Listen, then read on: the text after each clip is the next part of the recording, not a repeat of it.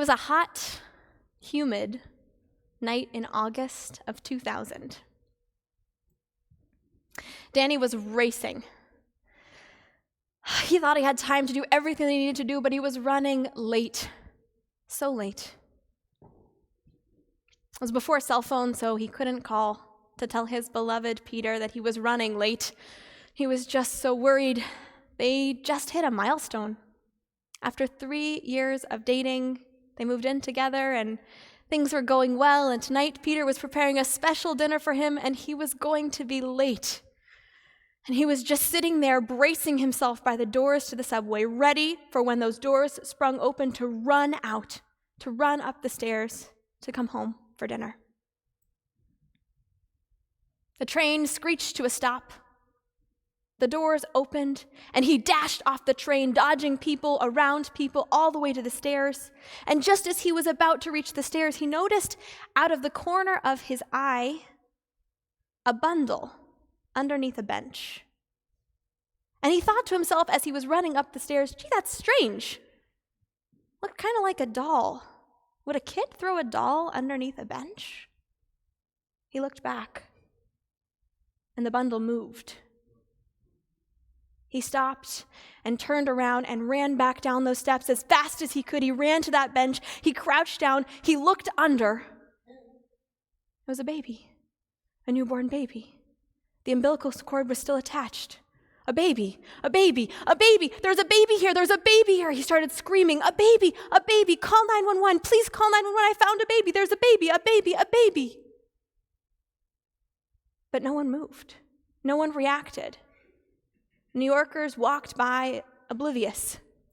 Some looked at him like he was crazy. Some just avoided eye contact. Others just tuned him out. No one was paying attention. Meanwhile, he was just sitting there looking at this beautiful child with these big open eyes wrapped in an old sweatshirt. And no one cared. No one stopped. A baby, a baby, a baby. He realized he would have to do something. He would have to go. So he started by stepping up and stepping away and coming back, and then he realized he would have to run up. So he left the baby and he ran up all the way up those stairs, out of the subway station, onto the street, found a payphone, and called 911. I found a baby, he said. I found a baby in the subway. You have to come. He gave them his location, but he could tell the 911 operator didn't seem to really believe him. He ran back down the stairs. He sat there for what seemed like forever.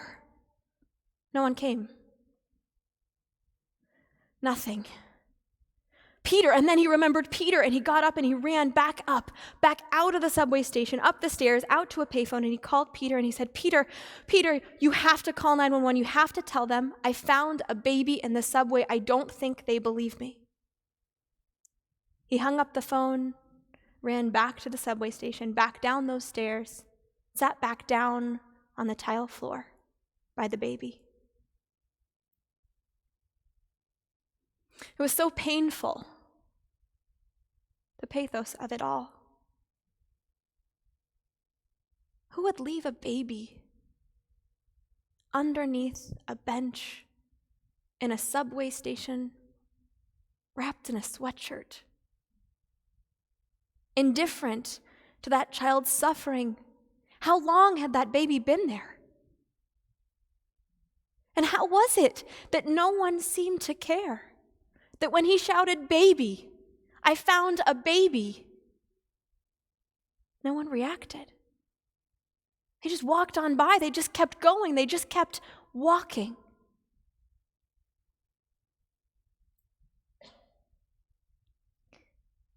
In Jewish time,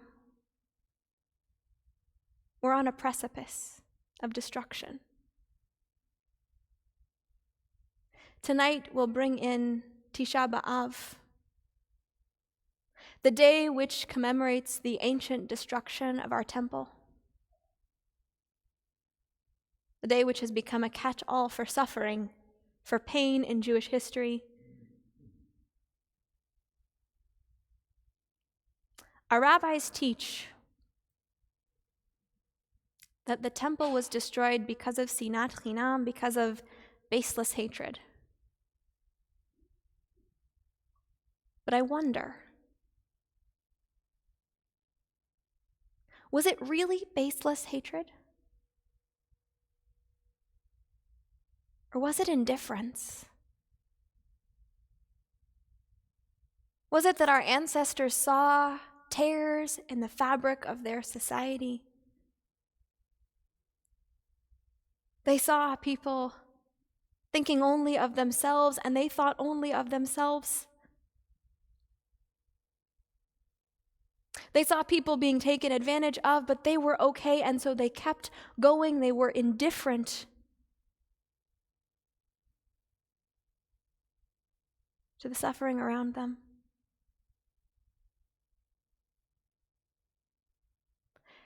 Peter grabbed his keys, left the house running. He got to the subway station just as EMTs finished examining the baby and started to pick him up to take him to the hospital. He wrapped his arms around Danny and said,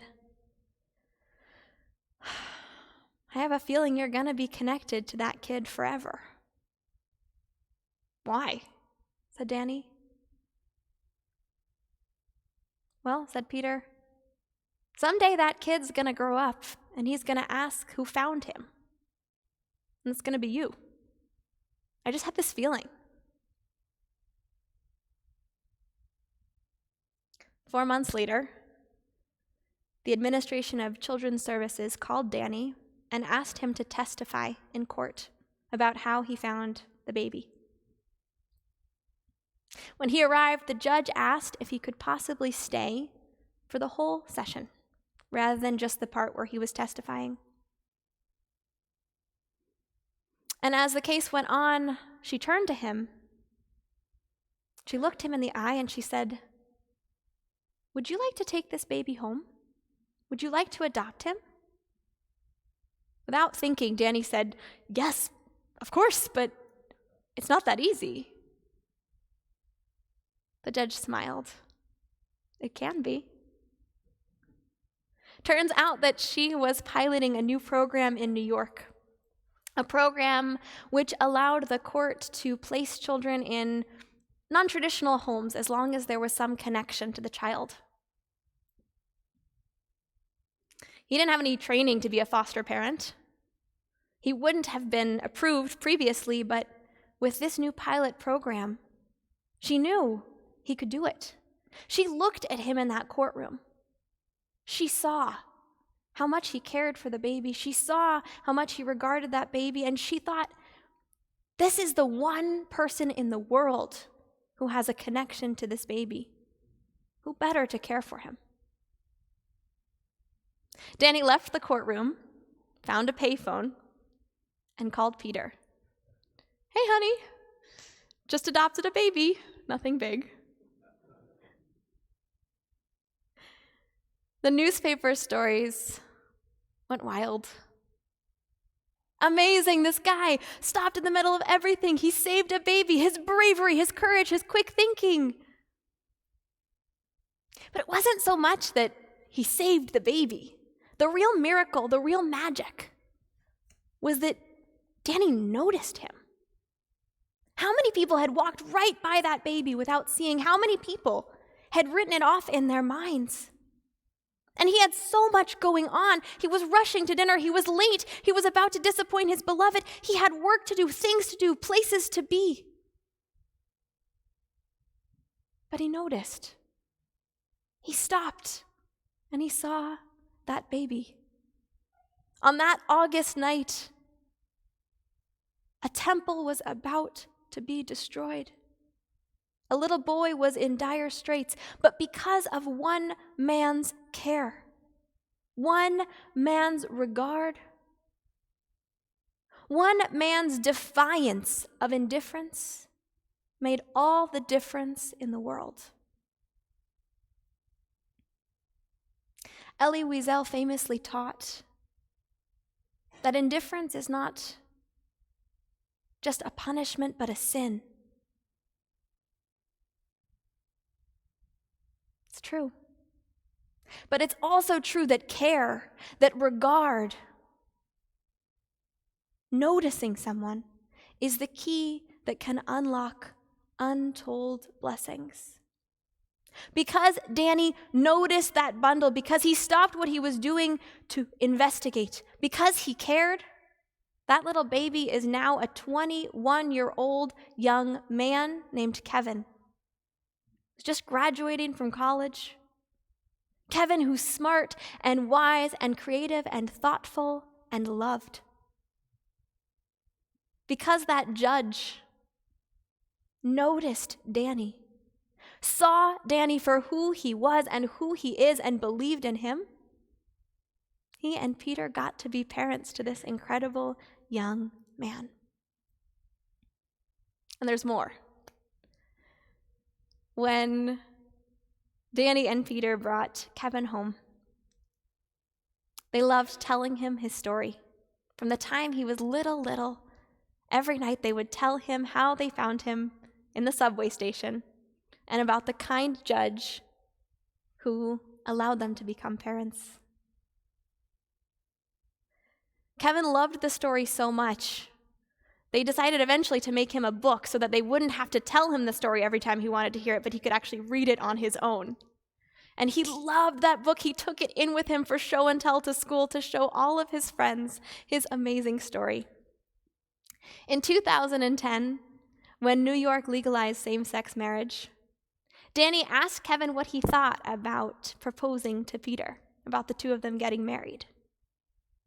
Kevin got all excited. Don't judges sometimes help with weddings? Do you think my judge could help with your wedding? Sure enough, she was delighted to officiate.